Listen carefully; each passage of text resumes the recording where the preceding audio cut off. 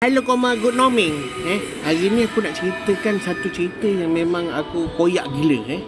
Aku koyak gila. Korang pernah tak pergi dekat mana-mana mall? Mana-mana mall. Lepas tu dekat mall tu ada satu booth, dia tulis WWF. Bukan World Wrestling Federation, bukan. Dia untuk penyelamatan haiwan-haiwan yang nak pupus. Ada kan? Macam tadi aku datang, ada seorang budak ni dengan lemah lembut gemalai ni, dia panggil aku, "Assalamualaikum bang. Bang, saya nak ambil masa 5 minit sikit." Lepas tu dia buat apa tahu? Dia tunjuk aku gambar ni. "Abang kenal tak ini?"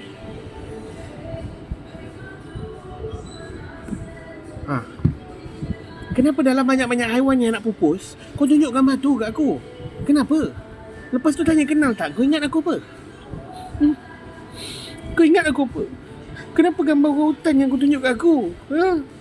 Kenapa? Sama ke? Tak ada binatang lain ke yang kau nak tunjuk kat aku? Rimau ke? Singa ke? Orang hutan juga kau nak tunjuk kat aku? Kalau badak sumur kau okey lagi. Aish. Entahlah. Aku baru nak suntikkan Nana sikit-sikit.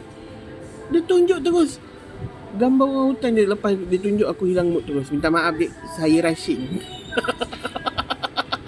Bang.